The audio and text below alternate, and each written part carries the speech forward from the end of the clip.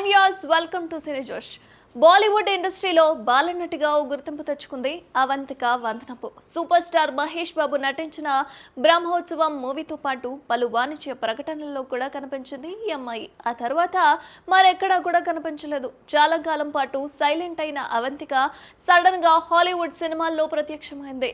Side roles కాకుండా ఏకంగా main lead role పోషించి తనదైన నటనతో హాలీవుడ్ మేకర్స్ దృష్టిని ఆకర్షించింది. ఇటీవల ఆమె నటించిన మీన్ గర్ల్ సినిమాతో అమెరికాలో సూపర్ హిట్ అయింది. ఇందులో Avantika one of the main lead role పోషించింది. అయితే ఈ మూవీతో అటు సోషల్ మీడియాలోనూ సెన్సేషన్ అయింది.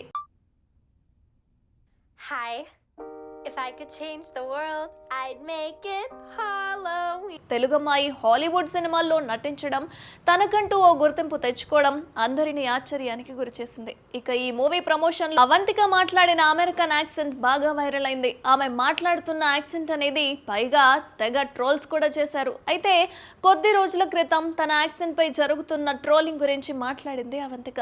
తనదైన శైలిలో ట్రోలర్లకు గట్టిగానే కౌంటర్ ఇచ్చింది. ఇక ప్రస్తుతం హాలీవుడ్ ఇండస్ట్రీలో వరుస సినిమాలతో నటిస్తూ బిజీగా ఉన్న అవంతికకు ఇప్పుడు ప్రఖ్యాత హార్వర్డ్ యూనివర్సిటీ నుంచి ఓ ప్రతిష్టాత్మక అవార్డు కూడా అందింది.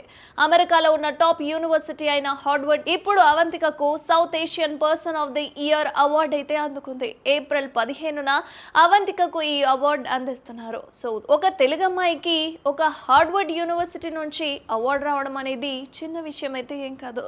మరిన్ని అప్డేట్స్ కోసం చూస్తూనే ఉండండి సినీ జోష్.